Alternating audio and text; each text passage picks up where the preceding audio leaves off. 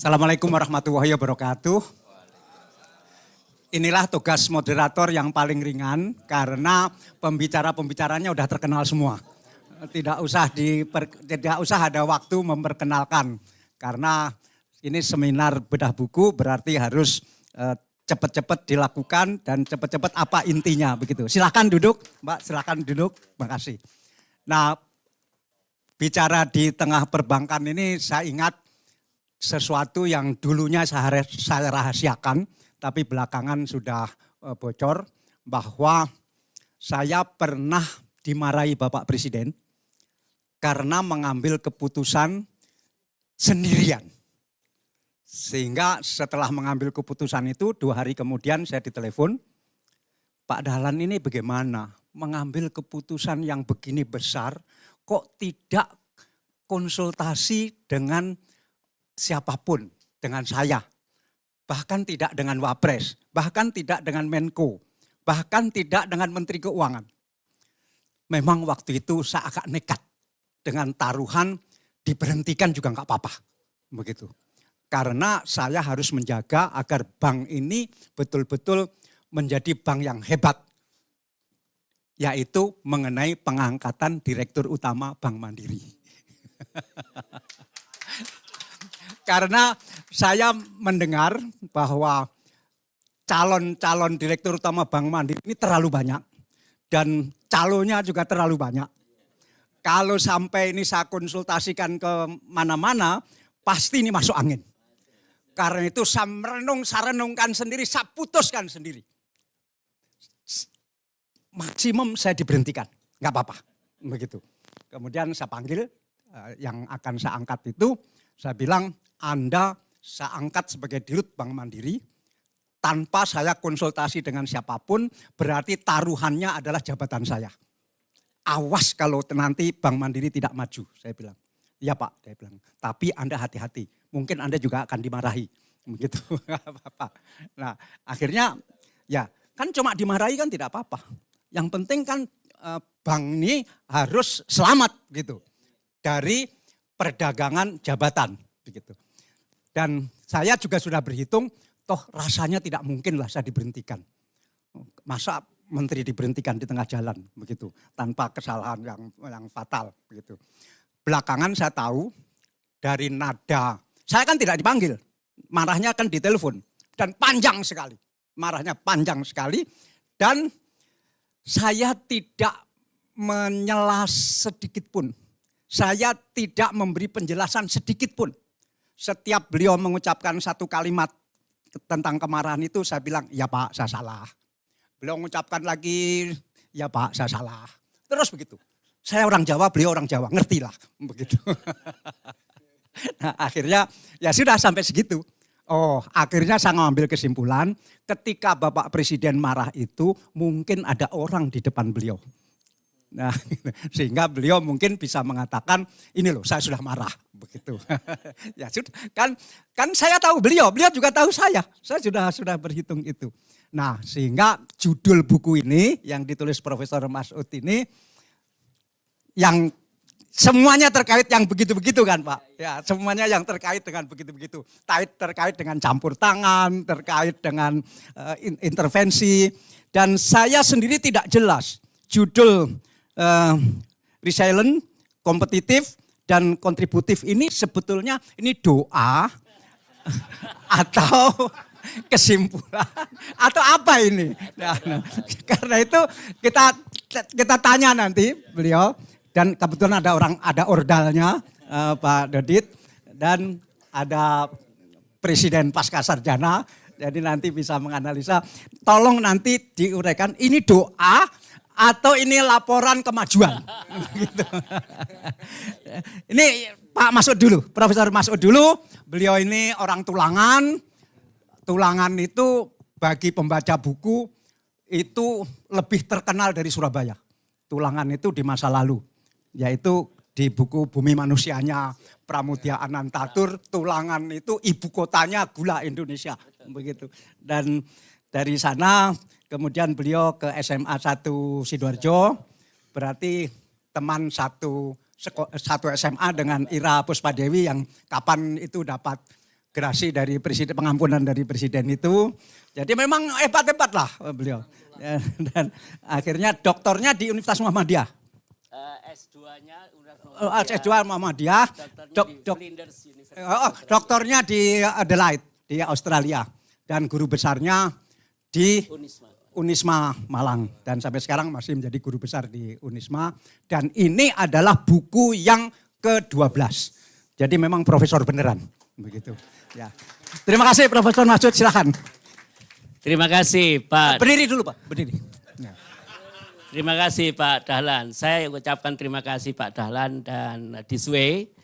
Terima kasih kepada Pasca Sarjana, Pak Parto, Pak Dodit, para guru besar, Pak Nasih, Pak Rudi, kemudian ada juga, ini ada Pak Zaki, ada Gus, Pak Tommy dan semua yang tidak saya sebut kemarin.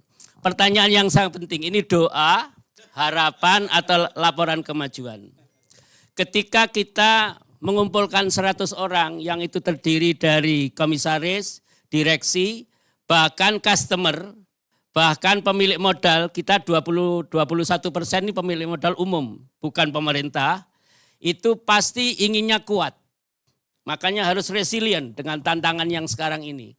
Inginnya itu kuat terhadap tembakan, serangan, uncertainty, kuat terhadap rongrongan, kuat terhadap fraud kalau ada.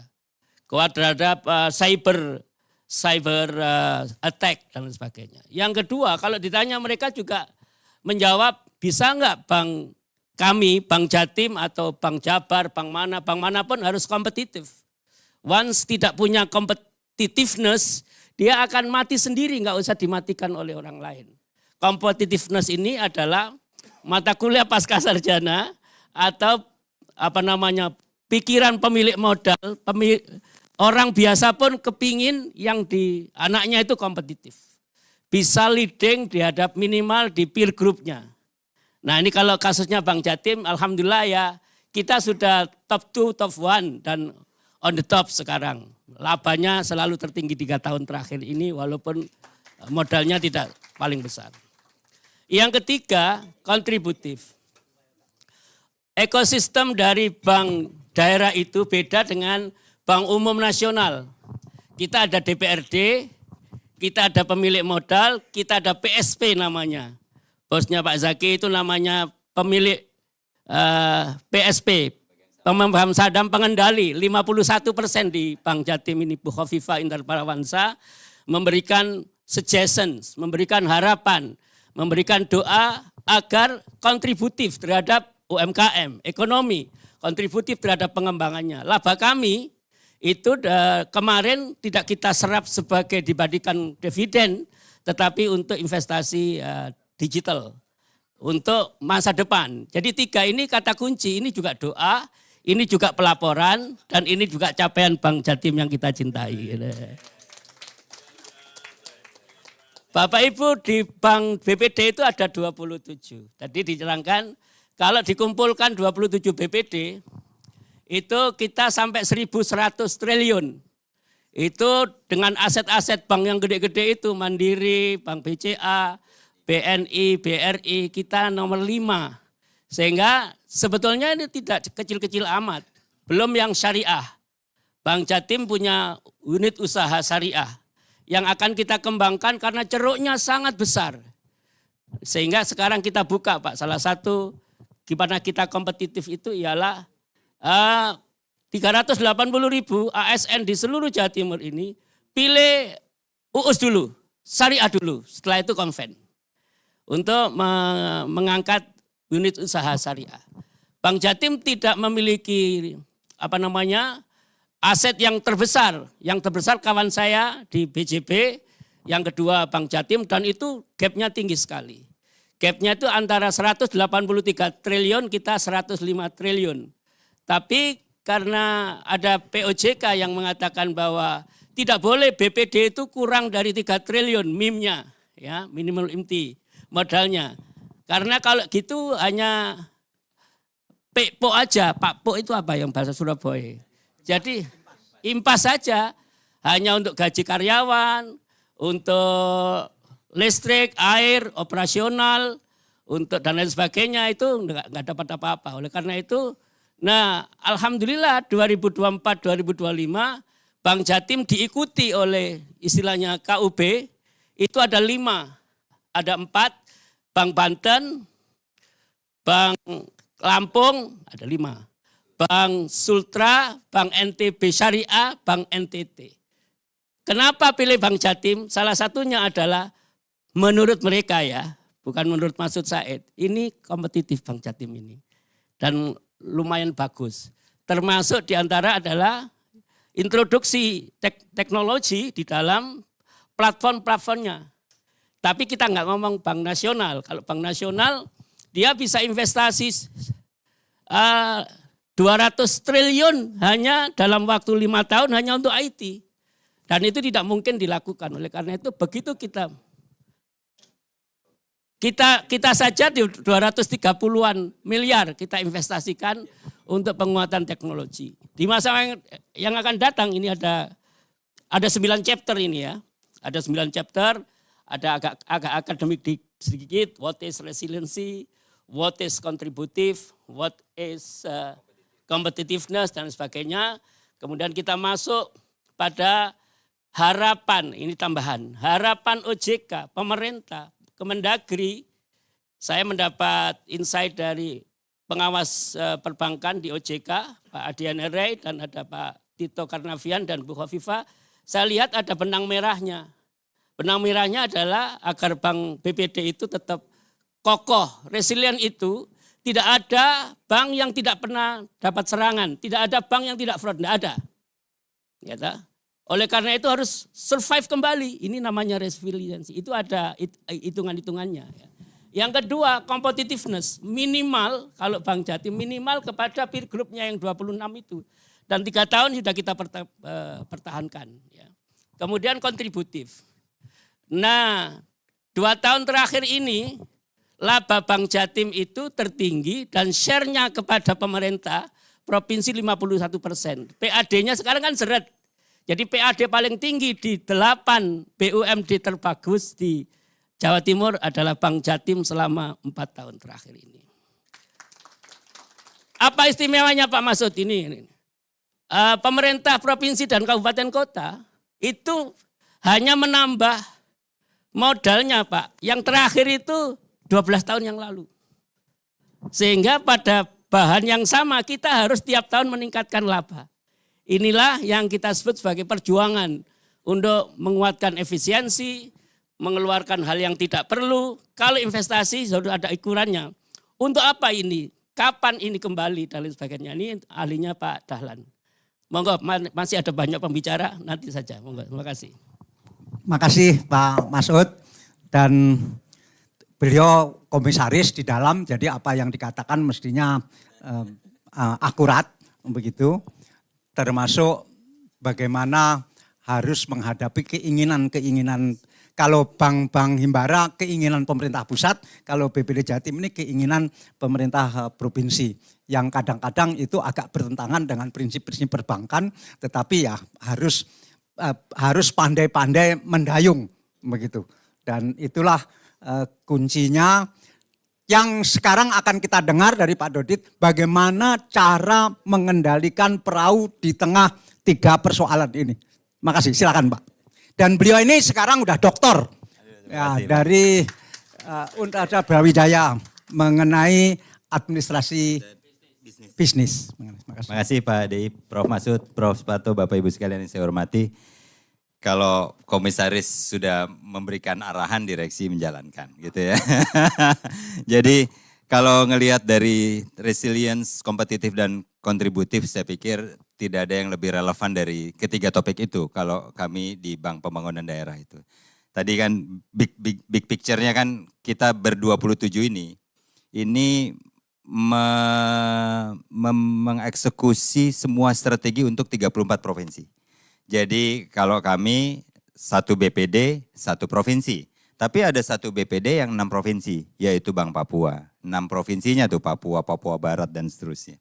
Nah karenanya begitu kita melihat betapa besarnya sebenarnya perahu yang tadi Pak DI sampaikan, bahwa kita merasa memang harus resilience ini, harus tangguh. Tangguh terhadap serangan.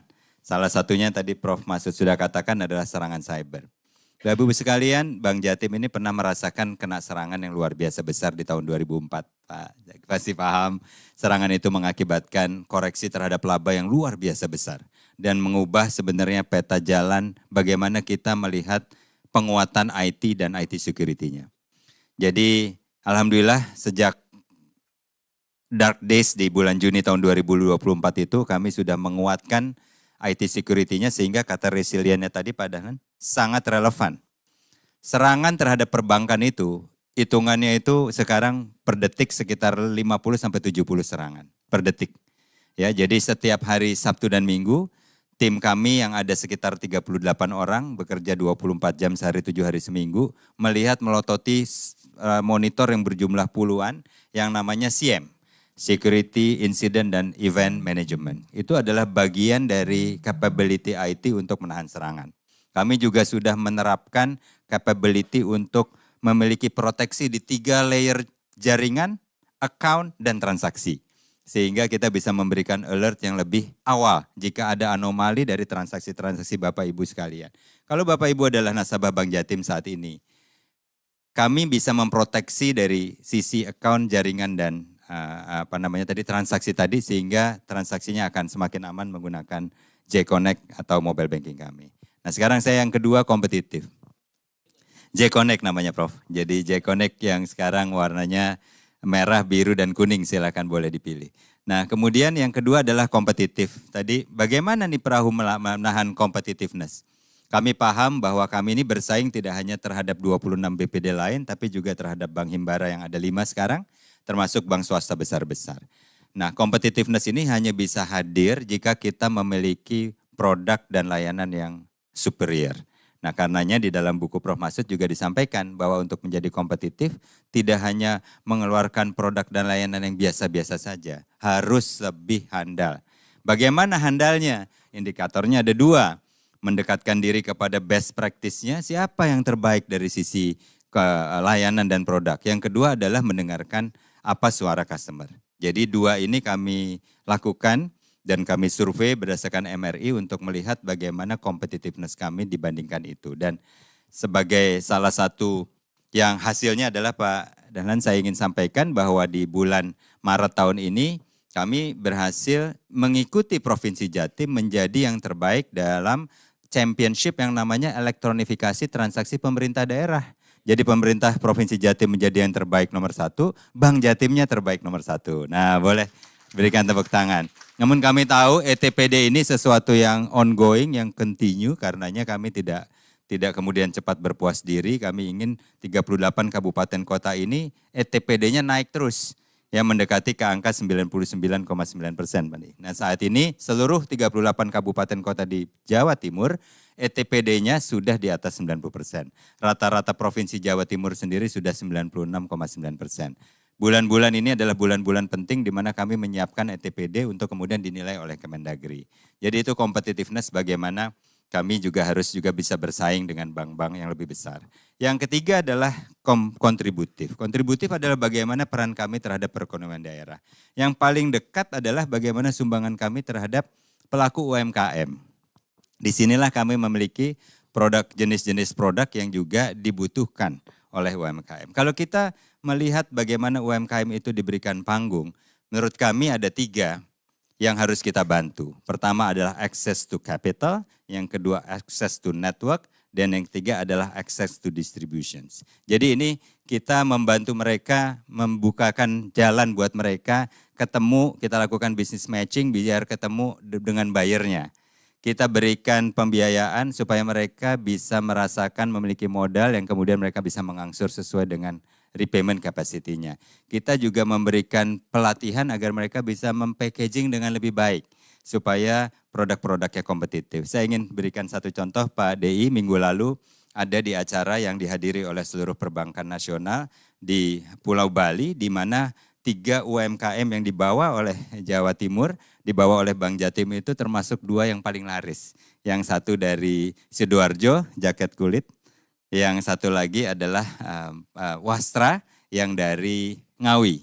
Nah 2 itu luar biasa demand-nya di dalam event yang 2 hari tersebut. Nah jadi ini adalah bagaimana kami berkontribusi. Seperti tadi disampaikan Prof. Masud, dari 1,545 triliun laba bersih kami di tahun 2025, 1,1 triliunnya kami berikan kepada pemerintah provinsi dan kabupaten kota sebagai dividen, sehingga dividen payout ratio kami ada di kisaran antara 70 sampai 75%. Sisanya adalah untuk membesarkan teknologi supaya bisa menjadi bank yang lebih kompetitif dan akhirnya lebih berkontribusi. Sebenarnya itu 3 hal yang menurut saya sangat relevan, sangat in konteks terhadap yang dibutuhkan saat ini. Terima kasih Pak Dei. Jadi Pak Dodit, untuk dividen berapa persen dari laba yang terakhir ini? Yang terakhir sekitar 70 sampai 70%. Dulu waktu Bapak di BUMN, kalau nggak salah di kisaran 50-55. Ya, itu saja saya sudah ngomel-ngomel. Ya. Dan sekarang sudah 70. Dan kenapa BCA itu menjadi hebat? Itu selama berpuluh-puluh tahun, sebelum dulu go public, tidak pernah bagi dividen. Jadi pengusahanya itu, jadi untuk apa ini punya perusahaan tapi nggak pernah bagi dividen? Ya begitulah bank, begitulah bank. Karena apa? Tuntutan modal store-nya kan naik terus begitu. Nah, tetapi dividen 70% menurut saya membunuh bank. Ya, mudah-mudahan Bu Khofifah dengar. Dan para bupati dan wali kota juga mendengar. Karena persaingan ini luar biasa. Kalau labanya 70% dibagi, lantas yang mana untuk memperkuat permodalan? Padahal tanpa memperkuat permodalan sulit untuk bersaing. Ini masalahnya kan harus bersaing. Nah mungkin mudah-mudahan ini hanya 1 tahun ini aja 70%. Karena subsidi dari pusat lagi seret. Sehingga daerah-daerah teriak perlu uang. Mudah-mudahan tahun berikutnya disadari bahwa ya begitulah bank. Yang penting bisa memberikan akses ekonomi kepada perekonomian di masing-masing kabupaten kota, itu sudah hebat begitu. Nanti mengambil PAD dari sana, bukan dari dividen begitu. Siap, nah, tapi kita tanya kepada ahli manajemennya sekarang. Ya, yang punya pasca sarjana UNER dan sepanjang dipegang beliau saya ikuti majunya luar biasa. Tapi juga karena Pak Rektor lah. Karena pembangunan UNER luar biasa selama beliau jadi rektor. Saya usul sebetulnya beliau tambah 5 tahun lagi waktu itu. Cuma supaya tuntas lah begitu. Tapi peraturan katanya tidak boleh. Ya sudah, makasih. Silakan Pak. Assalamualaikum warahmatullahi wabarakatuh. Apa Profesor Dr. Dahlan Iskan yang membanggakan? No, enggak mau. Kalau gitu apa Dahlan Iskan? Tepuk tangan untuk Abah Dahlan. Apa yang saya sampaikan bukan orang perbankan, tapi semacam laporan khusus kepada Abah Dahlan. Pertama, waktu diberi amanat oleh Super Rektor. Nah, Prof. Nasih ini bagi kami sekarang Super Rektor. Nah, gitu aja. Tepuk tangan untuk Super Rektor UNER. Yang termasuk bangun gedung ini. Gedung ini. Ya. Nah, itu bersama Prof. Rudi kita berunding, ada Prof. Badri saat itu untuk menyelenggarakan acara Airlangga Forum. Mudah-mudahan masih ingat Abah Dahlan. Tanggal 10 November 2020. Itu hari pertama pembukaan acara Airlangga Forum. Dan acara itu dihadiri langsung oleh Abah Dahlan dan live di seluruh radio kabupaten kota se-Jawa Timur. Itu mengangkat tema kepahlawanan perekonomian. Dan beliau saat itu, saya akan menghargai acara ini kalau acara ini memang akan berkelanjutan. Maka tatkala Mas Tommy dan Mas Torik itu tempo hari ke pasca, untuk penyelenggaraan acara ini dengan moderatornya yang wis lah ngidap-ngidapi jare wong Magetan. Abah Dahlan langsung kita gini, kami siap karena itu akan menjadi bagian dari legacy yang kami akan laporkan bahwa acara Airlangga Forum per setiap Jumat jam 3 sore sampai jam 5 live di seluruh radio Pemda se-Jawa Timur, sampai hari ini tidak pernah berhenti siaran. Ya. Meskipun Jumatnya Lebaran, Abah Dahlan, kami tetap siaran. Dan hari ini kami laporkan itu. Nah, untuk itu acara ini nanti kami putar ulang di hari Jumat untuk disiarkan, didengarkan para bupati, wali kota se-Jawa Timur bahwa Airlangga Forum 6 tahun ini tidak pernah berhenti. Gitu. Sebagaimana laporan kinerja komisaris independen ini. Jadi buku ini, karena ini beda buku gitu ya. Saya cermati seperti reportase dari komisaris independen. Yang telah mengawal perjalanan Bank Jatim. Ini menandakan bahwa Prof. Masud sebagai teman yang sejak dulu selalu bersama-sama, sejak belum profesor ya, gitu, terus beracara keliling di Jawa Timur, saat itu mengawal mulai era Pak Dekarwo sampai Bu Khofifah. Nggak apa-apa, yang ngawal kan, yang dikawal kan tetap sama-sama alumni Erlangga. Siapapun gubernurnya yang penting alumni UNER lah. Gitu ya. Ngawal terus kan gitu. Ngawal. Dan kemudian tetap menunjukkan sebagai sosok akademisi karena membuat buku. Jadi pertama saya siap hadir Mas Tommy saat itu, apalagi moderatornya Abah Dahlan, bahwa profesor itu ya memang harus bikin buku. Apapun jabatannya. Kalau dia tidak bikin buku, dia kehilangan keguru besarannya. Dan Prof. Masud orang yang tidak kehilangan keguru besaran itu karena terus menulis buku ini gitu ya. Dan menulis buku ini pasti Prof. Masud ini orang yang akan menjadi penghuni surga. Jadi penulis buku itu menurut saya Abah Dahlan pasti penghuni surga.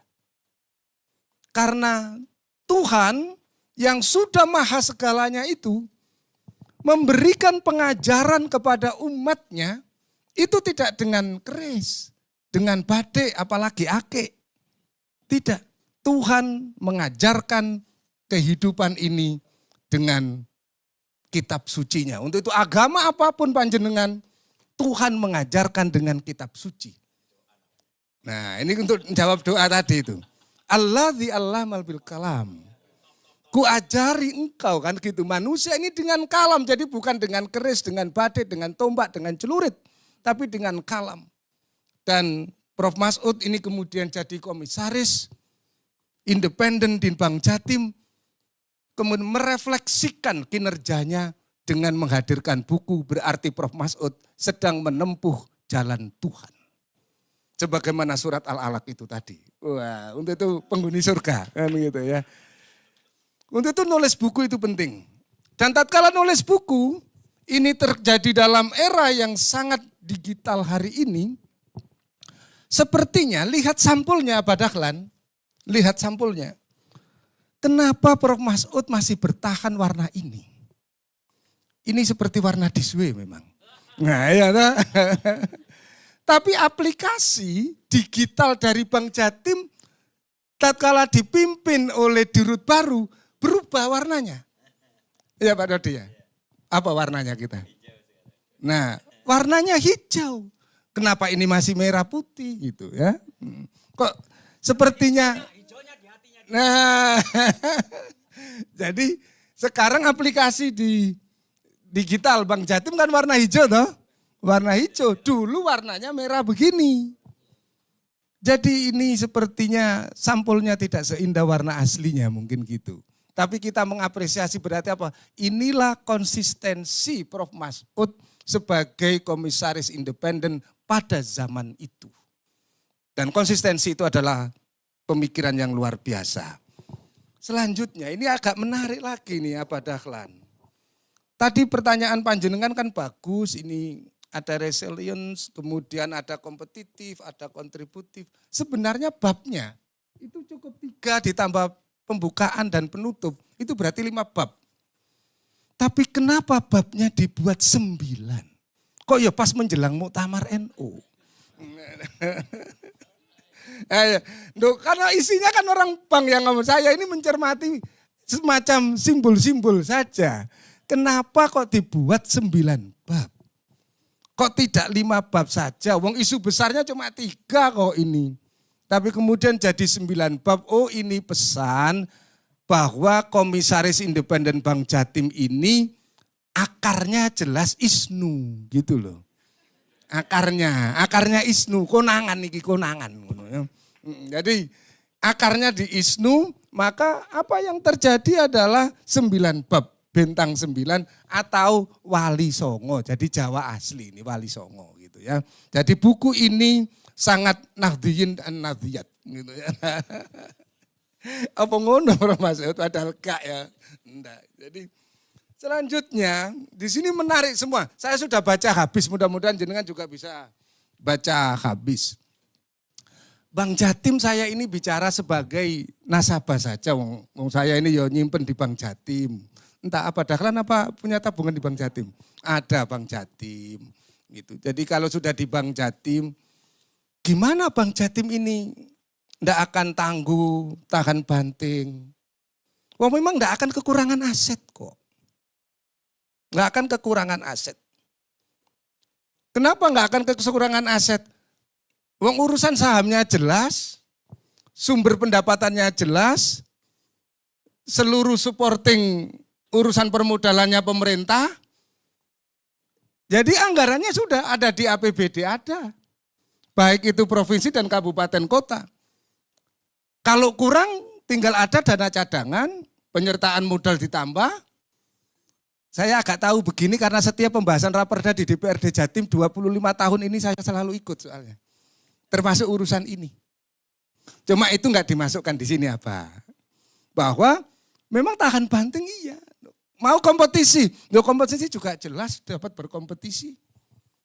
Apalagi nasabahnya OPD-OPD, satker-satker, dan seluruh program ke rakyat bisa melalui dana-dana tabungannya di situ. Jadi pastilah. Tetapi dengan dikelola melalui komisaris dan apalagi sekarang komisarisnya ada Maharektor saya. Nah, ini bagaimana uang APBD tadi itu balik untuk kesejahteraan rakyat. Dan alhamdulillah BPD Jatim ini memberikan support besar puluhan ribu pesantren di Jawa Timur. Nah, melalui OPOP juga itu. Tepuk tangan ini. Jadi ini manfaat untuk rakyat semuanya. UMKM di Jawa Timur menjadi UMKM yang paling besar. Memberikan sumbangsi dan akhirnya sumbangsi terbesar pada PAD dari BUMD di Jawa Timur tadi itu, di Provinsi Jatim, laporan bulan lalu, Ibu Gubernur melalui penjelasan Gubernur dan juga melalui laporan Badan Anggaran di DPRD Provinsi Jawa Timur, BPD Jatim adalah kontributor terbesar dalam pelaksanaan APBD Provinsi Jawa Timur. Dan ini ditulis juga oleh komisaris independennya. Buku ini wajib dibaca oleh siapapun, nah ini langsung promosi nih ya. Dan tolong jangan mau dikasih terus, ini kalau dibeli saya berharap ini juga ditaruh di Uner Store, ya di Uner Store biar ke depan bisa dinikmati dan akan kita jadikan referensi wajib Perbadi ya, yang ahli kepailitan ini. Kalau enggak malah dipilotkan kita. Prof Rudi, bagaimana kalau ini juga dijadikan referensi di Fakultas Ekonomi dan Bisnis. Dan kalau di Pasca tentu saja kami akan wajibkan sebagai salah satu pembahasan di tema-tema green banking dan untuk Jawa Timur, BPD ini juga akan menjadi referensi di Sekolah Pasca Sarjana Universitas Airlangga. Dan selanjutnya lihatlah selalu podcastnya Abah Dahlan Iskan. Terima kasih Prof. Sekarang tanya jawab dan komentar, silahkan Ibu dan tolong panitia menyiapkan mikrofon yang bisa dibawa lari-lari. Silahkan Pak Superrektor dulu.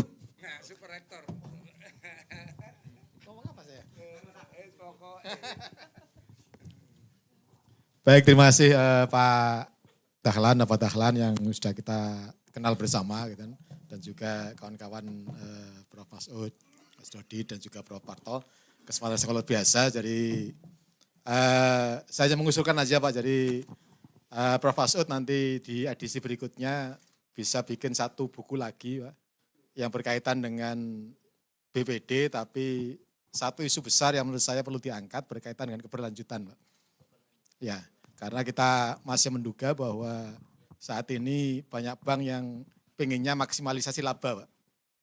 Ya, kontribusi yang aspek keberlanjutannya agak terlupakan gitu kan. Padahal di hadisnya Prof. Masud sudah sangat jelas gitu kan. Amal yang berkelanjutan itu yang disenangi oleh Allah meskipun sedikit. Yang kalau kita bahasa bisniskan itu sebenarnya yang penting bukan net interest marginnya tinggi gitu kan. Tapi keberlanjutannya, tapi keistiqomahnya ini yang kemudian kalau bahasa bisnisnya Pak Dahlan itu turnover Pak. Saya selalu menyampaikan bahwa 1.000 dikalikan dengan, 2 dikalikan 1.000 ya, di angka 2.000 itu masih lebih bagus dibandingkan dengan 3 kali 500 gitu.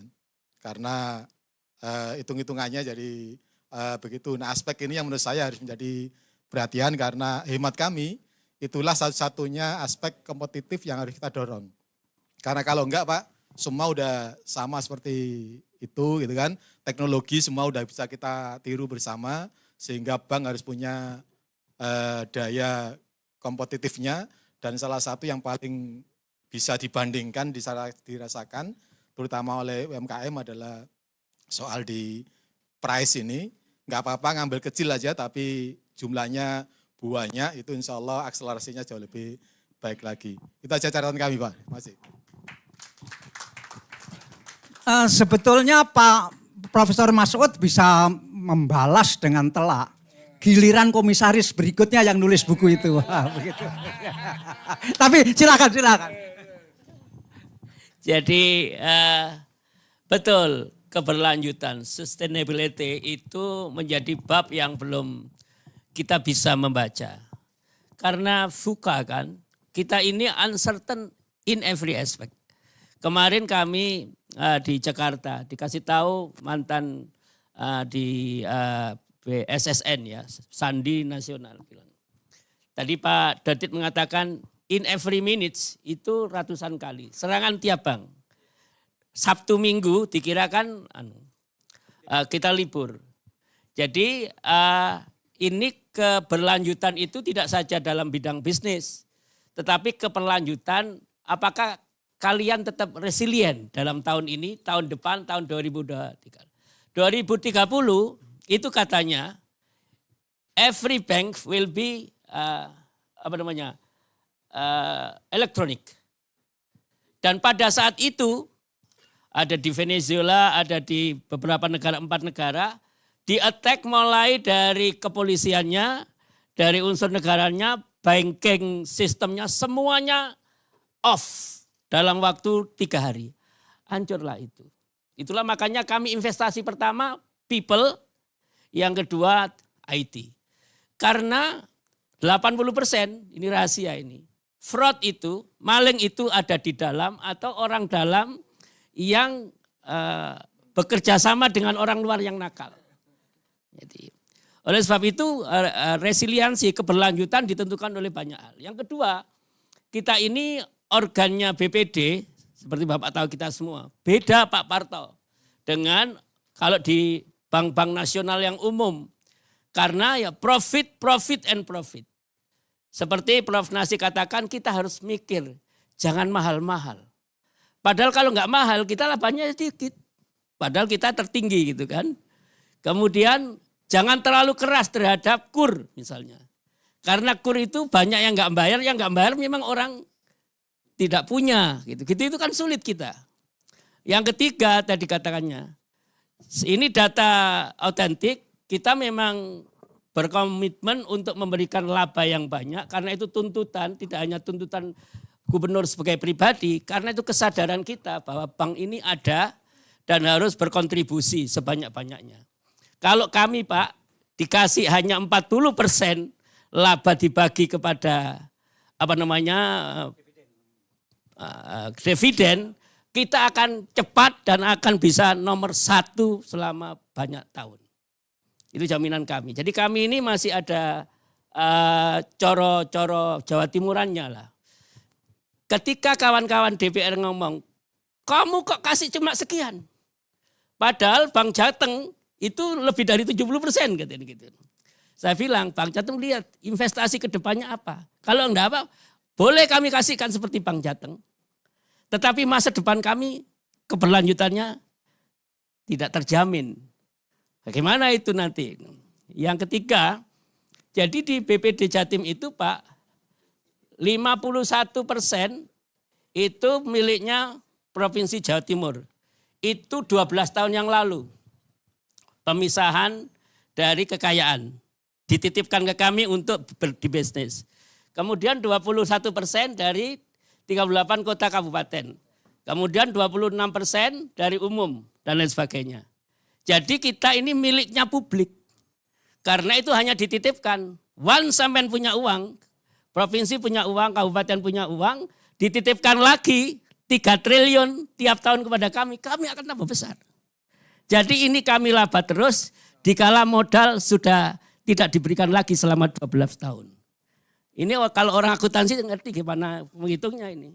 Ya, beratnya kami, tapi kami tetap optimis. Yang terakhir saya kira, ya kalau warna-warna gitu ya nggak ada urusannya dengan hijau. Jadi ini saya minta fotokopi terbaik di mana. Tak lombakan mana yang baik, sudah tak pilih, tidak ada urusan dengan warna gitu.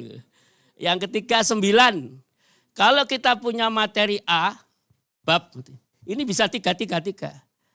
Gampang saja, itu kebetulan saja. ABC jadi 3 kan itu. Harus sistematis, bisa dibaca, bisa disimpulkan dan tahu tujuannya. Yang terakhir ini, nggak ada urusan dengan ABCD walaupun saya cucunya wali gitu-gitu ya, NO segala macam, iya. Tetapi problemnya NO ialah dia nggak bisa memberikan kesempatan orang NO berkembang, ya, karena terlalu disuruh istighosah terlalu banyak gitu-gitu kan dan lain sebagainya. Ini ada calon ketua PWNU. Itu pandangan saya. Tetap kasih dia kesempatan profesional, lepaskan, tapi dia masih dalam kurungan istighosah, tahlilan, sholat malam, qiyamul lail, ya, sedekah, silaturahmi. Saya kira saya setuju Pak Dahlan, NU banyak orang-orang hebat. Tidak saja yang ada di sini, di luar banyak orang hebat. Kalau diberi kesempatan profesional, dia akan melebihi ekspektasi orang tuanya. Hebat. Pasti kita semua tahu bahwa tidak mungkin misi itu dilaksanakan oleh direksi. Belak-belakan aja Pak. Pasti direksi ini takut untuk memperjuangkan yang begitu-begitu. Karena sensitif sekali. Maka direksi bisa main mata dengan komisaris sebetulnya. Tolong komisaris yang di depan dalam khusus perjuangan di bidang resilient ini. Begitu. Karena dan komisaris harus menyadari peran ini. Harus tahu bahwa direksi memang akan takut memperjuangkan ini. Tetapi kalau diberi kesempatan akan berjuang lebih besar lagi untuk membesarkan ini. Saya membayangkan seandainya saya direktur perusahaan, kemudian 70% laba untuk dividen, itu ampun deh, ampun. Itu tidak ada kesempatan untuk berkembang. Nah, mungkin cara yang bisa ditempuh adalah, nggak ada cara. Karena anggota-anggota DPRD kan jarang yang mengerti hitungan ini. Menghitungkan hubungannya antara persentase dividen dengan kemajuan perusahaan atau dalam hal ini kemajuan BPD Jatim. Jadi siapa yang, ini saya kira Pak Tommy dari Diswe yang punya tugas ini. Terus mengkampanyekan ini bahwa tujuan perusahaan daerah bukan hanya untuk mencari laba. Tetapi untuk mendorong pertumbuhan ekonomi di provinsi itu. Saya kira ini harus terus dikampanyekan. Dan direksi jangan dibebani ini. Risikonya terlalu besar. Begitu. Tapi saya dengar dari Pak Dodi tadi bahwa Bank Jateng lebih berat lagi. Dan Bank Jabar lebih berat lagi. Ya sudah, kalau semua bank-bank besar BPD seperti itu, ya tunggu kiamatnya. Begitu. Karena itu sudah itu ada hukum besi ekonomi yang tidak bisa dilanggar seperti itu. Cuma apakah para politisi mengerti ini? Begitu. Dan karena itu sebetulnya saya berdoa Pak Dodi terus berjuang dalam hal memperjuangkan, kalau kaitannya sama resilient adalah bagaimana 27 bank pembangunan daerah ini bergabung. Membentuk satu holding.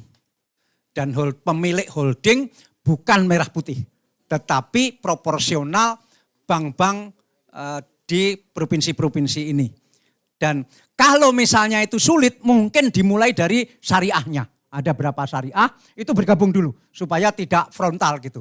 Nanti setelah membuktikan bahwa syariahnya dengan cara bergabung maju maka kemudian BPD-nya itu namanya pakai prioritas dulu. Mana yang diprioritaskan. Kalau BPD masih sulit syariahnya begitu.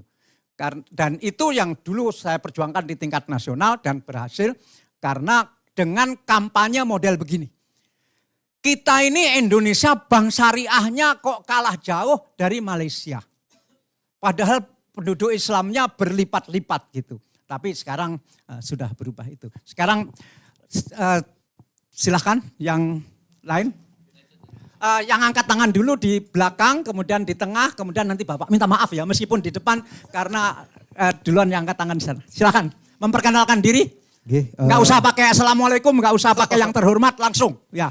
Matur nuwun Abah Dahlan, Prof. Rudi mohon izin, saya Christian Suhartadi, mahasiswa dari S3 Ilmu Manajemen FIB UNER. Nggih, mohon izin. Sebelumnya saya mau ke kontributif dulu Pak. Terima kasih dulu kepada Bank Jatim karena dulu juga ikut berperan dalam membayar SPP saya ketika saya S1. Oh itu penting, terima kasih, iya. penting ya. Jadi ibu saya adalah guru dan juga ini kan Bank Jatim ini kan banknya PNS toh. Banknya PNS di mana kredit konsumernya juga tertinggi di konsolidasi 2026 juga 35 triliun kalau nggak salah di buku di laporannya. Nah pertanyaan saya Pak, ini kan dari semua BPD itu kan rata-rata memang captive marketnya itu kan ASN. Konsumernya pun ASN juga, dalam artian kalaupun kita jualan kredit pun ASN. Saya dulu juga sempat bekerja di bank, kalau sudah berhadapan dengan Bank Jatim, kita agak sebel. Kita nyari kreditnya sulit, yang di sana, pokok di sekolah noy. Sudah ketemu di Bank Jatim. Nah pertanyaan saya, ASN atau OPD itu kan memang jadi resilient market kita ya. Nah bagaimana mengkonvert itu menjadi kompetitif yang bisa untuk kita pakai jangka panjang. Karena kalau berbicara ASN pun ya masih begitu-begitu saja. Kenaikan tunjangan juga begitu-begitu saja, tidak sepadan dengan inflasi. Sehingga yang naik itu nanti kreditnya naik, kemampuan pembayarannya juga nggak naik juga. Baik, ya. Kira-kira begitu. Ya, baik. Matur nuwun. Baik, kelihatannya ini belum dapat bukunya Pak. Kan bagaimana itu ada di dalam buku. Ya, tapi oke, Ibu silakan Bu. Ya, memperkenalkan diri. Terima kasih pada Abah Dahlan Iskan atas waktunya. Saya Anggreni dari Masyarakat Ekonomi Syariah. Sangat menarik sekali buku yang ditulis oleh Prof. Masud ya, Resilient, Kompetitif, dan Kontributif. Saya pikir ini bisa jadi buku panduan untuk Bank Pembangunan Daerah ya. Dan saya juga seorang dosen, insya Allah ini jadi buku pegangan juga buat mahasiswa yang sedang menempuh manajemen perbankan dan manajemen strategik ya. Tapi terus terang ini Abah Dahlan, saya belum baca bukunya. Jadi saya penasaran. Nah untuk mencapai resilient, kompetitif, dan kontributif, itu saya pikir tidak terlepas dari peran besar top manajemen ya. Makanya saya ingin tahu apa peran terbesar top manajemen ya dalam menciptakan resilient, kompetitif, dan kontributif, serta menjaga kesehatan bank dalam tanda petik ya, secara independen begitu ya. Kemudian yang kedua, apa tantangan terbesar yang dihadapi oleh Bank Jatim ketika harus menghadapi kompetitif di era disrupsi di mana modalnya itu kan kalau kita sampai pada buku itu kan maaf bukan modal inti ya, betul KPMI itu kan di tingkat 2 ya Pak ya, sementara yang lain itu bisa 1 ya. Nah gimana strateginya? Terima kasih. Baik, silakan Bapak di depan. Oh, dan dapat bukunya langsung. Di depan. Mikrofon. Prof, silakan Prof. Ya. Oh, Pak. Nggih, matur nuwun sangat. Terkait dengan topik ini yang ingin saya sampaikan. Mungkin di belakang belum tahu nama Bapak, jabatan Bapak. Nama saya Rudi Purwono sebagai bagian dari Fakultas Ekonomi dan Bisnis Nusalangga. Terima kasih Pak Dahlan. Terkait dengan topik ini yang akan saya menjadi bahan diskusi ya antara komisaris dan direksi terkait dengan resilient. Yang pertama berkaitan dengan bagaimana, mungkin sudah ada dalam bukunya, cuma tadi sudah disampaikan oleh apa masuk terkait dengan masalah fraud ya. Karena ini kan membangun daya tahan tidak hanya dari sisi eksternal, tapi dari sisi internal. Bagaimana sistem yang sudah dibangun oleh top direksi ya untuk mencegah ya besaran fraud yang terjadi sehingga pada tahun ke depan ini menjadi minimal bahkan mungkin zero gitu ya. Yang kedua berkaitan dengan kontributif. Kita tahu bahwa Jawa Timur ini kan adalah lumbung pangan nasional ya. Apa mau mungkin paham terkait itu. Dengan konteks ini bagaimana posisi kontributifnya Bank Jatim untuk membangun, tadi sudah disampaikan tentang masalah KUR ya, tapi tidak menyentuh masalah agriculture sektor. Bagaimana memanage sektor ya, pertanian tanaman pangan ya, kemudian juga peternakan, perikanan yang memungkinkan bahwa supporting untuk posisi Bank Jatim itu untuk perekonomian Jawa Timur memang nyata, sangat kelihatan sekali untuk kondisi masyarakat yang berada di rural. Terima kasih. Ini klip beliau yang orang hebat saja masih mempertanyakan itu Pak. Berarti ini terus harus dikampanyekan Pak. Yang kontribusi ini sebaiknya, kan kontribusinya tadi disebut sangat besar. Tetapi kok rakyat tidak tahu ya begitu. Ini saya kira misalnya yang harus dipikirkan masih. Ini orang penting datang dari Jakarta. Assalamualaikum warahmatullahi wabarakatuh. Saya satu aja. Saya Muhammad Zaki, sekarang Wakil Ketua Umum Kadin Jawa Timur. Jadi Prof Masud ini buku bagus, sudah saya baca. Resilient, Competitiveness, kemudian ada kontributif. Tapi kalau ditambahin lagi Pak, strategi improve. Ini penting, ya. Karena jujur bank ini dihadapkan itu. Ada strategi perut. Susah, padahal mendayung bolak-balik akhirnya ya jatuh. Ya kan, bolak-balik jatuh. Untung dia pinter, improvisasinya luar biasa. Nah buku ini akan lebih pas jadi pedoman teman-teman mahasiswa dan juga pengusaha. Karena kita dihadapkan situasi yang tidak menentu, economic slump. Ya kan, tidak menentu, anti pasar. Pak Dahlan selalu ngomong Indonesia ini anti pasar. Cara pendekatan APH terhadap perusahaan anti pasar tidak akan mungkin. Lah sejujurnya hari ini Pak Prof Masud, saya lama mengikuti beliau, ini guru saya juga. Beliau luar biasa, kalau ini ditambahi dengan strategi improve, ini akan ada value. Value yang bisa menguatkan bank daerah. Saya punya pikiran, kenapa kita sektarian Pak? Ada Bank Jatim, ada Bank Jabar, kenapa enggak jadi satu aja bank? Apa, dalam bentuk apa? Ini kan improvisasi yang menurut saya penting. Kalau kita bergerak bersama-sama, saya pikir perut itu akan lari dengan sendirinya. Kebijakan yang anti pasar bahasanya itu pasti akan hilang. Makanya saya melihat Pak Dahlan, ini perlu beliau, sentuhan beliau. Sungguh saya ngikutin beliau itu sejak dulu beliau bangun Jawa Pos luar biasa hebat. Kita berikan tepuk tangan pada beliau ini. Ya, Pak tolong kalau diperkenankan ditambahi dengan tim, strategi improve dengan gaya-gaya mendayung kapalnya biar sampai ke Bahtera. Terima kasih. Satu lagi jadi 5. Aduh minta maaf ya nanti 5 dulu, nanti kalau masih ada waktu berikutnya lagi. Yang angkat tangan dulu beliau. Nama saya Yusuf Adnan. Saya ingin mengajukan satu pertanyaan kepada Prof Masud selaku penulis buku ini. Saya harus baca catatan karena jujur saya grogi Pak di forum dengan orang-orang besar seperti ini. Saya juga orang besar Pak, saya badannya besar Pak. Jadi Prof izin di dalam buku yang saya baca itu sudah ada mengenai budaya organisasi, teknologi, change management, dan itu ditempatkan sebagai bagian penting dari enabling system untuk BPD ini jadi lebih kompetitif. Nah, saya ingin mengajukan pertanyaan sebagai generasi milenial, sebagai generasi 90-an. Kalau kita bawa gagasan tersebut ke persoalan war for talent hari ini, artinya perebutan talent hari ini,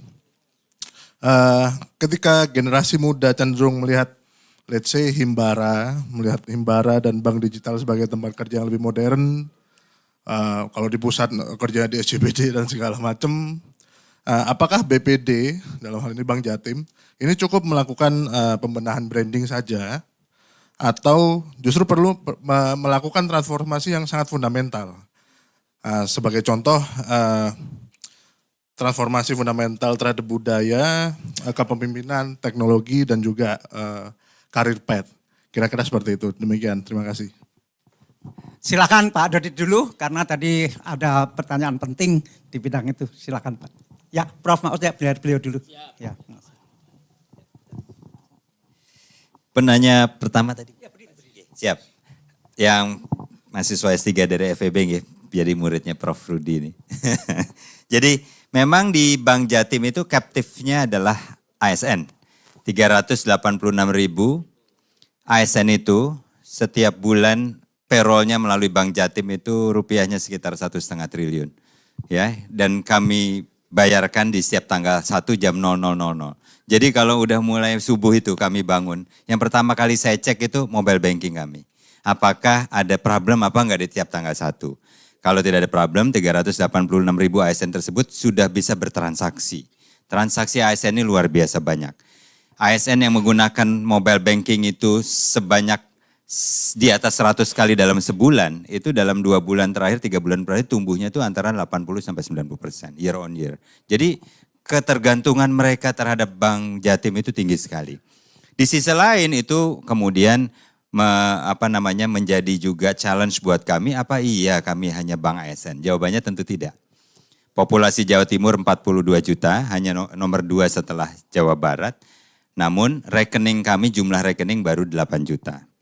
Dari jumlah rekening 8 juta tersebut, jumlah rekening yang saldonya di atas katakan 500.000 itu adalah sekitar 3,5 juta. Dari 3,5 juta itu yang sudah memiliki mobile banking kami sekitar 1,2 juta. Transaksinya setiap bulan menggunakan mobile banking itu sebesar antara 7 sampai 8 juta dengan nilai nominal 7,5 triliun. Nah, dari situlah kami mendapatkan fee based income dari transaksi yang besarnya dalam setahun itu sekitar 200 sampai 300 miliar yang merupakan bagian dari laba bersih kami yang 1,545 triliun tadi. Nah, jadi artinya bagaimana kami kemudian bisa memberikan dampak positif kepada ASN ini supaya baik dari sisi layanan, dari sisi penggunaan channel-channel digital itu berjangka panjang seperti tadi disampaikan. Dari 100% ASN yang gajiannya lewat Bank Jatim, saat ini baru 48% yang memiliki pinjaman di Bank Jatim. Nah, jadi ada sekitar 52% ASN itu yang belum punya pinjaman, padahal payroll-nya bersama kami. Nah, berarti kan ada isu apa kok mereka belum, apa mereka memang tidak butuh? Jawabannya kan pasti tidak. Nah, ternyata dari research yang kami lakukan, dari FGD yang kami lakukan, ASN generasi milenial dan generasi Z itu membutuhkan pinjaman yang tidak langsung besar. 100 juta, 150 juta, 200 juta dan jangka panjang tenornya 15 tahun, 20 tahun enggak. Mereka butuh pinjaman yang cepat tapi juga cepat selesainya. Itu kita sebut sebagai multi-purpose loan dengan tenor 3, 6, dan 12 bulan dengan jumlah plafon antara 5 juta, 10 juta, maksimum mungkin 20 juta. Ini yang sedang kita bangun. Nah, artinya kalau kami bisa membangun capability memberikan pinjaman dalam waktu yang singkat melalui aplikasi mobile banking, tidak perlu datang ke cabang, ini akan merupakan bagian dari memberdayakan sebenarnya ASN tersebut sehingga bisa menggunakannya untuk sesuatu yang produktif. Ya, untuk membayar sekolah S2-nya, membayar sekolah S3-nya ya, membiayai anaknya sekolah ya, membelikan kendaraan roda 2 untuk anaknya bersekolah atau bekerja gitu ya. Jadi sesuatu yang menghasilkan aset yang produktif gitu. Jadi itu Mas jawaban kami untuk bagaimana kami memberdayakan. Lanjut atau Prof Masud dulu untuk yang lanjut ya. Ibu, pertanyaan Ibu dosen tentang bagaimana top management tetap resilience secara independen. Wah ini berat karena seperti tadi Pak Dahlan sampaikan kan kami ini berlindung di komisaris nih kalau udah urusan-urusan dengan stakeholder management ya. Menghadapi PSP, menghadapi stakeholder yang penting-penting. Kami menjalankan roda organisasi sebagai eksekutor, Dewan Komisaris mengawasi dan menjadi jembatan untuk kemudian menyampaikan pesan-pesan kami kepada stakeholder yang terkait. Itu kan sebenarnya kan ranah direksi dan komisaris kolaborasinya di situ. Nah dalam rangka itu bagaimana kami mencegah supaya independensinya ini tidak, saya ingin sampaikan bahwa sampai detik ini baik gubernur maupun Pak Wakil Gubernur sebagai pemegang saham kendali tidak pernah sekalipun cawe-cawe terhadap urusan perbankan. Tidak pernah sekalipun, istilahnya merefer proyek tertentu, meminta si A diberikan kredit, meminta ini dipertimbangkan memberikan kredit, tidak pernah satupun. Selama 15 bulan, 16 bulan saya di Bank Jatim sejak join di bulan Mei yang tahun lalu, tidak pernah satupun saya menerima arahan atau permintaan atau apa untuk mengenalkan koleganya untuk memiliki perusahaan IT karena ingin produknya dipakai dan seterusnya tidak pernah. Jadi saya ngerasa tidak dibebani dengan tekanan apapun untuk memilih produk-produk yang terbaik. Jadi ini juga didukung dengan pimpinan DPRD baik Komisi C maupun keseluruhan yang juga sama sekali sampai hari ini juga tidak pernah tuh mengirim WhatsApp atau message ke saya meminta yang ini dipertimbangkan sebagai mitra. Karena terus terang salah satu yang selalu saya diingatkan dalam rapat direksi dan komisaris adalah bagaimana kami menjaga tata kelola yang baik dalam mengelola budget IT yang luar biasa besar. Saya kasih perspektifnya Bapak Ibu, biaya IT itu sekitar 2,5 sampai 4% dari total revenue-nya bank. Atau kalau kami dari laba bersih itu jumlahnya sekitar 20-25% dari total laba bersih. Ada dua kategorinya, capital expenditure dan operating expenditure. Berapa besarannya? Sekitar 60% ada di capex, 40%-nya ada di opex. Jadi bagaimana kami kemudian mengelola budget yang sedemikian besar? Ya tentunya mengedepankan tata kelolanya. Jadi memilih mitra yang paling sesuai, sudah selalu diingatkan dalam setiap kesempatan oleh Prof. Nasih, oleh Prof. Masud bahwa harus memilih mitra yang benar-benar. Jadi kami pakai 3 patokan kalau memilih mitra. Yang pertama, yang pasti harus ada di leadership kuadrannya Gartner atau Forrester Wave. Itu kan adalah international best practice. Kalau seorang mitra atau provider itu ada di sana, sudah pasti yang sudah teruji. Yang kedua, harus digunakan oleh bank yang setara atau lebih besar, sehingga kami bisa melakukan benchmark terhadap bank-bank tersebut. Yang ketiga yang tentunya harus mematuhi seluruh SOP ya, kemudian POJK, PBI tata kelola, PBI tentang teknologi informasi dan seterusnya. Jadi dengan 3 guiding principles tadi, Ibu, alhamdulillah kami tidak pernah merasa ada tekanan. Jadi kami tetap bisa berinovasi, berkreativiti untuk menghasilkan yang terbaik. Mungkin ini deh Pak, terima kasih. Pak Parto, duduk. Nanti Prof belakang. Silakan, Pak.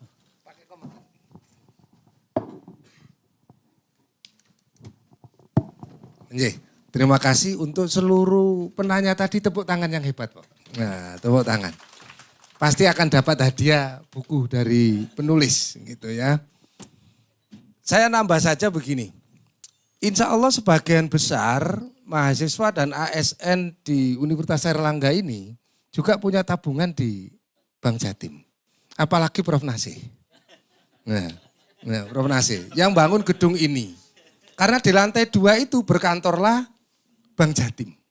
Di sini di Bank Jatim ngantor ya. Ngantor di sini. Dan menurut saya layanannya, pengalamannya, tanya Prof. Nasih, Prof. Rudi, Prof. Hadi ini pasti bagus. Ngerti juga kapan itu dosen dapat insentif. Dan tatkala dapat itu, pegawainya ini silaturahmi langsung ke ruangan. Silaturahmi, jadi nabung, Dahlan, dosen itu nabung 5 juta, 2,5 juta, itu bisa dijemput. Dan kami percaya itu.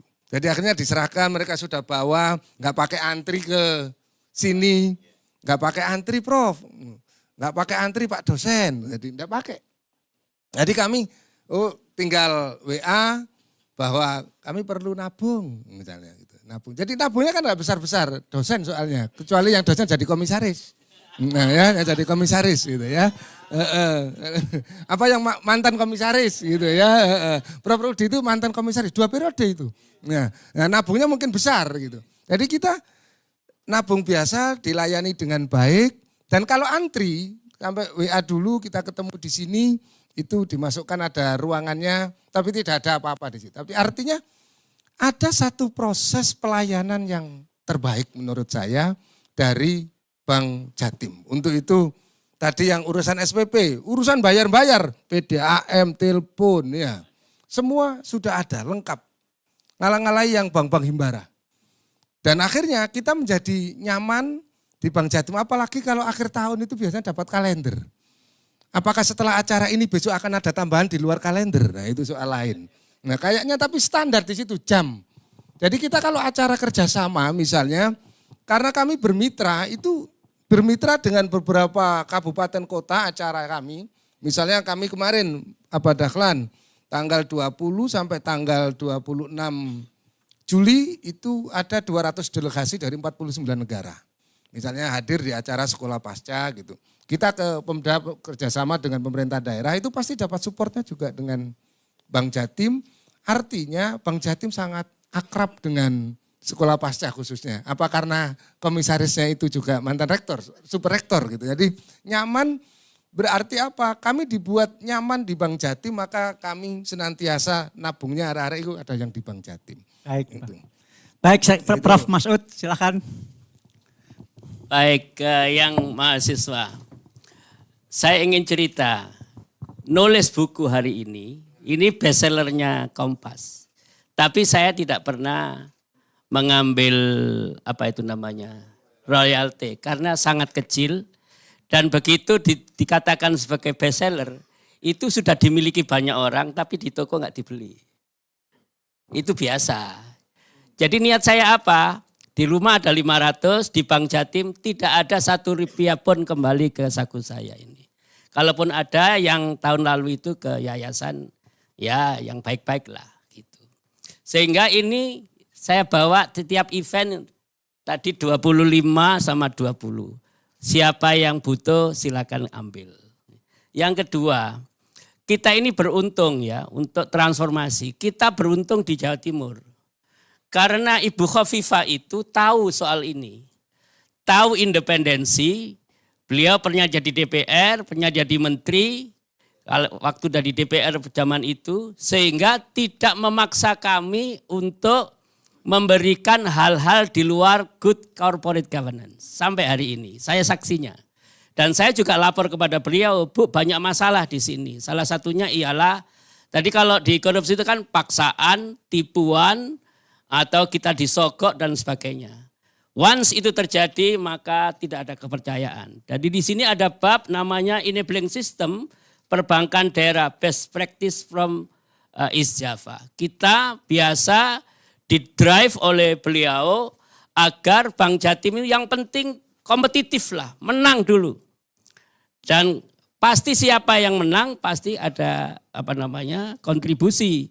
Siapa yang punya kontribusi pastikan laba. Akhir dari bank itu kalau nggak laba walaupun bagus percuma. Sepak bola ngiring terus nggak bisa. Nah kami juga punya komitmen sama DPR Komisi C, DPRD Komisi C bahwa kami juga harus berkontribusi. Ini barang berat yang berlawanan.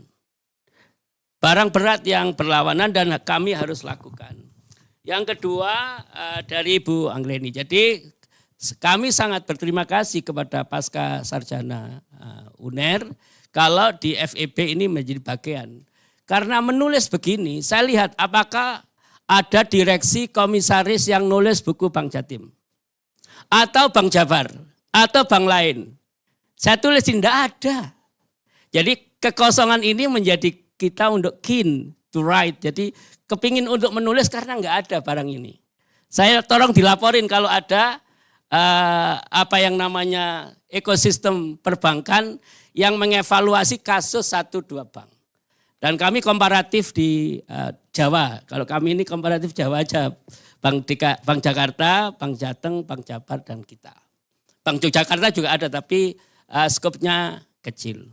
Yang lain-lain. Nah kemudian yang terakhir kami ini juga di sini Pak ada inovasi Pak Zaki, ada bab kepemimpinan transformasi teknologi dan manajemen perubahan. Management of Change itu 129 sampai 144. Saya ingin membahas beberapa bab, ada enabling system, ada juga bisnis, kredit, dan ekosistem lembaga di Jawa Timur untuk perbankan konvensional dan syariah. Ada juga potensi bisnis di Jawa Timur, kami punya data dari Bapeda, kami juga punya data-data yang lengkap di setiap kabupaten kota. Kebetulan saya ini advisor dari beberapa bupati wali kota sejak sebelum saya di Kementerian Sekretariat Negara. Dengan saya tahu komunikasi-komunikasi. Teman-teman bupati wali kota kenapa? Ya pokoknya jenengan ada saham, jenengan mendapatkan CSR, jenengan mendapatkan laba. Itu saja prinsipnya. Kalau kemudian teknologinya mana-mana serahkan kami. Kalau kami keliru, tolong dibetulkan gitu aja. Tolong disarankan. Jadi selama ini tidak ada masalah. Kemudian kita sekarang Bank Jatim itu 5 transformasi. Yang pertama structure. Dan kami ini masih belum. Structure kami ini too big. Karena ada 7.911 pegawai. Dan itu kalau di repot-repot itu ya banyak titipan sebetulnya. Tapi bukan titipan di eselon 1 dan 2. Saya ini komisaris juga ketua renumerasi dan nominasi. Saya saksinya tidak ada titipan satupun dari Bu Gubernur. Tidak ada. Selama 7 tahun saya di situ. Dan tidak ada boleh, kalau ada orang datang ke rumah kami, membawa sesuatu, ada 2 cara.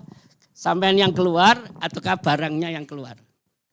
Atau dua-duanya keluar dan tidak usah menyapa saya. Karena tidak banyak Pak uang itu.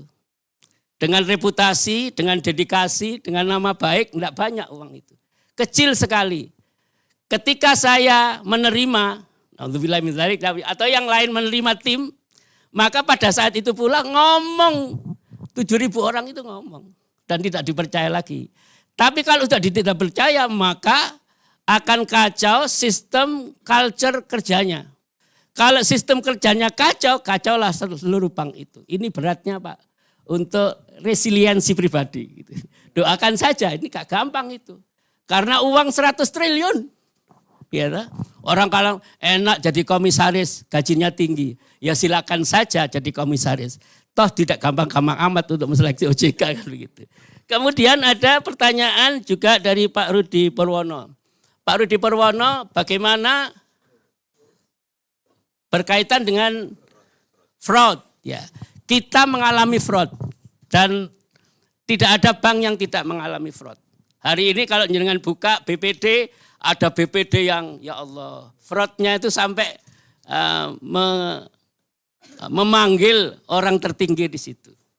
Dan insya Allah Bank Jatim tidak pernah terjadi itu, walaupun disangkakan begitu. Kalau disangkakan kan gampang saja masyarakat mensangkakan.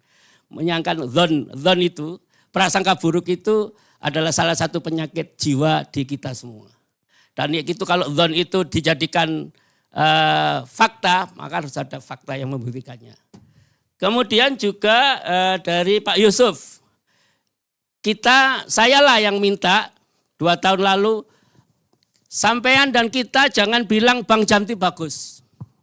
Sampean jangan bilang Bank Jatim kompetitif. Sampean kita tak punya hak. Saya nyewa MRI. Saya minta Pak Dodit, sewa MRI. Untuk mensurvei 1.250 orang termasuk Gen Z. Memang Gen Z sekarang tuntutannya tinggi. Tidak bisa mendapatkan pelayanan sebagus manapun, kita masih dipersepsi masih lambat. Itulah makanya investasi ini menjadi jawaban dari itu. Kemudian tidak ada bank yang sekarang kantor-kantor sebagian bank besar ditutup. Di internasional saya reputasi bank yang bagus kan di Cina, infrastruktur itu. Di Singapura bagus. Di bank kita beberapa bank himbara menutup kantor cabangnya karena sudah tidak relevan. Nggak mau orang 2 jam nunggu kecuali pensiunan. Lah kita masih banyak karena masih banyak pensiunan di Bank Jatim itu untuk yang ngambil gaji segala macam itu. Yang terakhir Mas Yusuf, jadi kita masih dipersepsi sebagai banknya ASN 1, banknya ibu rumah tangga, banknya UMKM sebagian kecil, dan banknya pemerintah daerah. Pemerintah daerah itu hanya pemilik Bapak Ibu. Kan customer kita itu open. Kalau kita hanya customer kita 360.000, ya kecil sepanjang masa. Oleh karena itu challenge kami ialah bagaimana keluar dari open market ini kita bisa merebut sebagian dari yang diperebutkan oleh bank-bank besar. Dan kita memang biasanya kalah dengan pricing, ya pricing mereka 7% misalnya, kita masih 11%. Kita nggak usah ngantut, kalau kita ngantut mereka maka tipis sekali itu marginnya dan kita tidak menjadi laba BPD nomor 1. Pikiran-pikiran ini sepanjang hari, sepanjang bulan, saya komisaris itu weekly meeting, bukan tahunan seperti yang lain-lain. Kita kalau sudah ketemu Radirkom, rapat komisaris direksi, disitulah kita berdebat sampai pada keputusan tertentu, titik optimum yang kita capai harus seperti ini tahun ini. Dan alhamdulillah ya tidak jelek-jelek amat. Doakan Bank Jatim menjadi BPD nomor 1 di Indonesia. Dan tagline kami adalah BPD nomor 1 di Indonesia. Dan itu nekat itu. Kalau tidak ada punya roadmap ke sana Pak Zaki, nggak berani sampean. Ataupun kalau berani nekat, ya diguyu-guyu teman-teman yang lain. Karena bank lain juga melakukan transformasi kepemimpinan, transformasi IT. 5, kita punya KUB. Bank Banten itu kan BJB itu Bank Jabar dan Banten, maaf ya. Itu Bank Bantennya itu ikut kami. Setelah komisaris dan direksi ke saya, Prof cepetan. Oh nggak bisa, karena belum memenuhi syarat panjenengan. Laporan keuangannya, hitungan asetnya, segala macam nggak cocok. Dia bilang, sekarang saya balik, kenapa sampean? Kalau Bank Jatim menjadi induk kami, seluruh RKUD-nya 8 kabupaten kota Banten akan kita tarik dari Bank Jabar. Kenapa begitu? Karena IT-nya Bank Jatim jauh lebih baik daripada yang lain-lain. Terima kasih. Hebat Prof. Masih ada waktu 8 atau 10 menit. 2 yang sudah terlanjur angkat tangan tadi. 1 tamat beliau. Oke, terima kasih Pak Dahlan sekalian. Oke, assalamualaikum warahmatullahi wabarakatuh. Saya Tony. Saya mungkin mentinya Prof Masud. Senang kenal dengan Prof Masud. Sekaligus juga saya mahasiswa Sekolah Pasca Sarjana program S3 di PSDM. Saat ini masih mahasiswanya Prof Jojo. Persiapan ujian kelayakan Prof. Oke, menarik buku yang ditulis sama Prof Masud. Kalau tadi angle-nya banyak dari sisi governance, dari perbankan. Kebetulan saya sebagai profesional dan juga sekaligus sebagai mahasiswa di sini. Saya melihat ini sebenarnya bukunya, truthfully saya belum baca Prof. Udah berapa bulan saya cari di Gramedia habis terus. Dimulai ketika tinggal di Banjarmasin, kemudian juga di Surabaya, habis terus. Dan namun ketika lihat pertama kali ketika Prof info ke saya, ini ada bukunya, ini judulnya. Ini buku yang judulnya itu beyond daripada Jawa Timur saya lihatnya. As a professional juga ya di dunia perusahaan gitu ya. Karena resilient, kompetitif dan juga kontributif kami di dunia profesional gitu ya. Itu yang kami hadapi sehari-hari dengan fukanya kondisi saat ini. Semuanya gitu ya. Saat ini banyak, jadi ketika kita ngomong discussion sama head business unit, yang kita ngomongin itu udah target EBITDA-nya berapa. Dan kita juga dari sisi human resource management-nya kita udah ngomongin bukan lagi ROI, bukan lagi productivity, tapi EBITDA percentage improvement dari per head account dari business unit itu udah berapa. Jadi nah, pertanyaannya adalah, terima kasih dan apresiasi yang sebesar-besarnya. Ternyata ini bukan impact aja ke warga Jawa Timur atau juga Bank Jatim, tapi juga impact ke kami di dunia korporasi. Dan kami melihat ya Jatim kita punya Dev Urich, tapi Jatim juga punya Prof Masud gitu ya di bidang saya. Kami tunggu buku-buku lainnya yang lebih ke korporasi, Prof. Terima kasih Pak Dahlan Iskan. Di bidang apa? Saya sekarang di bidang logistik. Logistik, ya baik. Siapa tadi? Anda. Sebelumnya terima kasih atas kesempatan ini.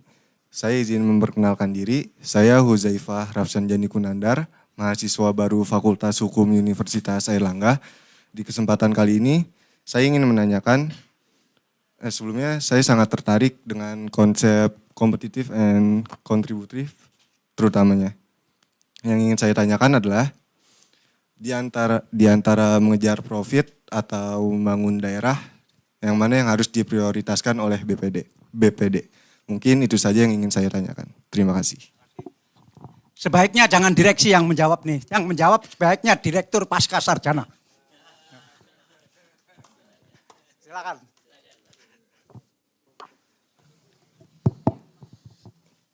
Amanah Badahlan itu nandanya yang tadi Mas Tony, profesional muda, itulah cermin dari student sekolah pasca sarjana.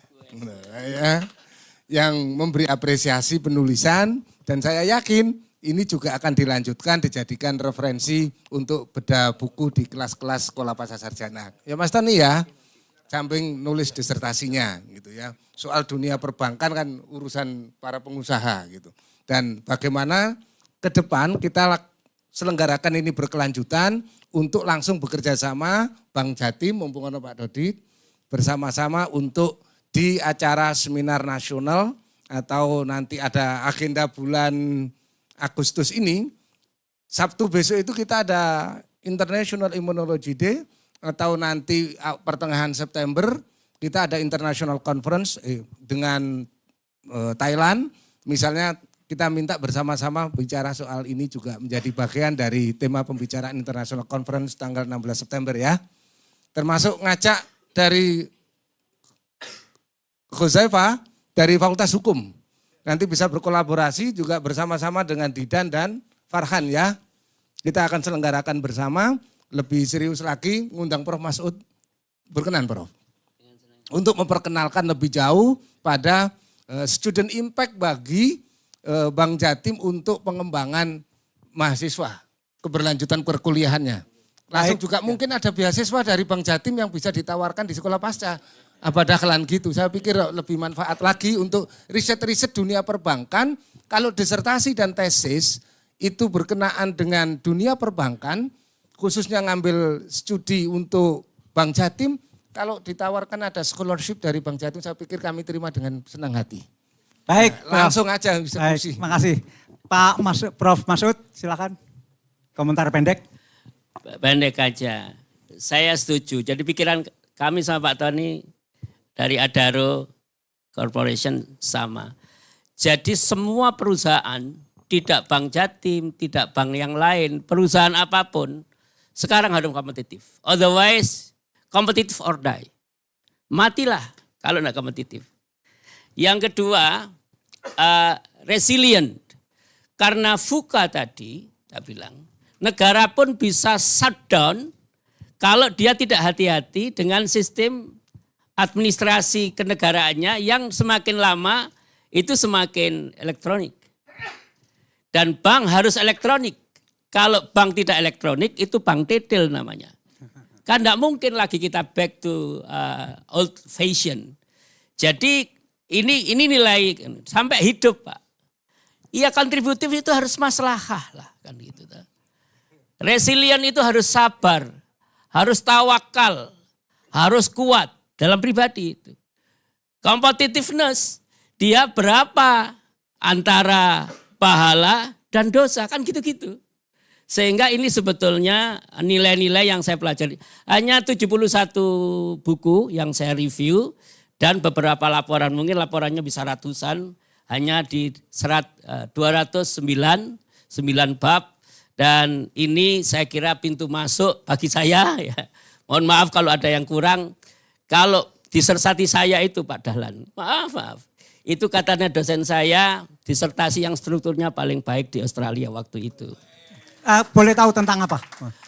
Jadi dulu itu judulnya New Directions for Decentralization in Indonesia. Arah baru otonomi daerah di Indonesia. Ada teman saya Guyon dari Jawa Tengah gitu. Bimbingannya dia juga. Kamu sudah baca bukunya Mas Ud belum? Disertasinya Mas Ud belum? Kamu baca dulu. Dari dia meso-meso begitu. Tapi bagi saya kalau dibaca sekarang ya jelek buku saya itu.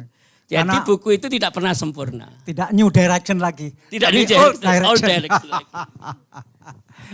Nggak apa-apa, karena Profesor Syahid Tapi dulu disertasinya juga langsung tidak relevan karena disertasi beliau pengen menghapus hukuman mati karena toh hukuman mati nggak pernah dilaksanakan. Ternyata beberapa minggu kemudian Kusni Kasdut ditembak mati. Ya, terakhir karena waktu tinggal 3 menit silakan. Masih pada buat Mas Rafsan Jani ya, mahasiswa. Jadi peran BPD itu adalah bagaimana how to strike the balance antara motif oriented yang menghasilkan laba, yang sebenarnya ujungnya juga ada membantu perekonomian dengan as a agent of development. Nah, kapan ini fungsi ini dijalankan? Nah, inilah tugas direksi. Ya, jadi pada saat kami mendapatkan mandat untuk memberikan dividen yang baik gitu ya, yang secara berkelanjutan, kami tentunya mencari sektor-sektor ekonomi yang baik untuk kemudian win-win. Kami memberikan pembiayaan, kami mendapatkan bunga. Namun pada saat kami menjalani sebagai agent of development, contohnya untuk memberdayakan UMKM, kami tidak boleh menerapkan suku bunga KUR yang tinggi atau suku bunga kredit mikro dan kredit retail yang tinggi. Jadi di sini kami harus paham untuk menjalankan lebih banyak peran sebagai agent of development. Disitulah kemudian direksi melihat navigasinya dari laporan keuangan. Ya baik balance sheet maupun profit and loss statement. Di situ kami setiap minggu berdiskusi bagaimana menjaga keberlanjutan dari 2 peran utama kami tadi sebagai profit oriented company maupun sebagai agent of development ya. Semoga menjawab ya. Terima kasih.